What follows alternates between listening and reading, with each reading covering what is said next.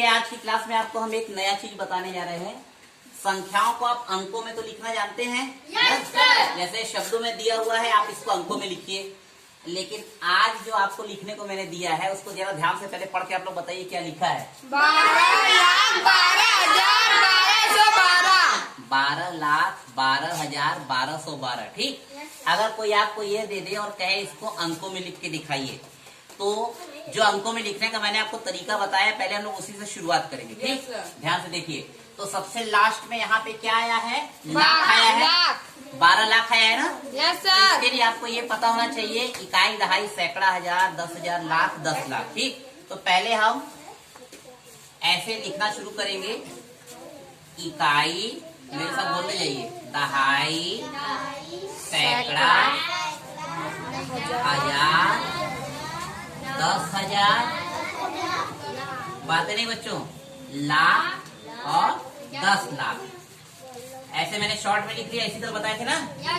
अब उसके बाद क्या करेंगे, आप इसको अलग अलग पार्ट में डिवाइड कर लीजिए। ठीक, ये हम आपको शुरुआत में बता रहे हैं, बाकी आप जब सीख जाएंगे तो आप जैसे मन तैसे करिए, सही आपको उत्तर आएगा।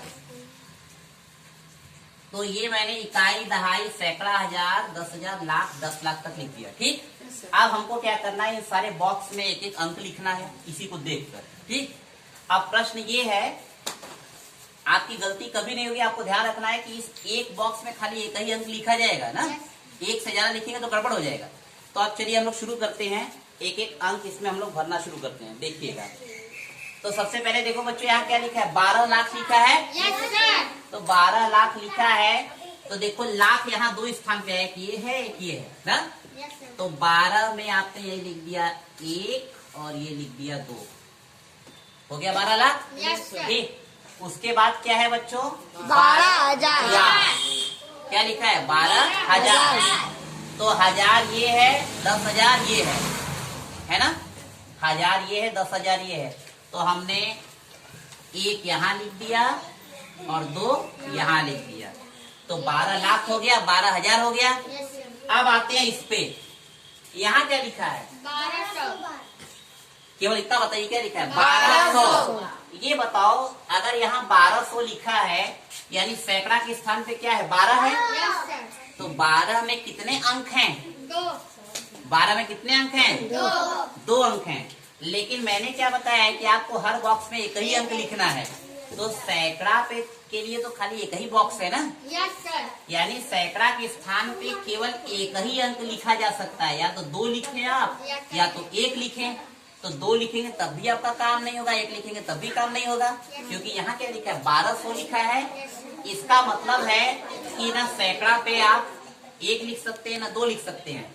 तो इसका निष्कर्ष ये निकला कि आपका ये वाला जो सवाल है वो सवाल ही गलत है ना। 1200 नहीं हो सकता। जैसे आप देखते होंगे कि आम बोलचाल की भाषा में लोग कह देते हैं कि 1400।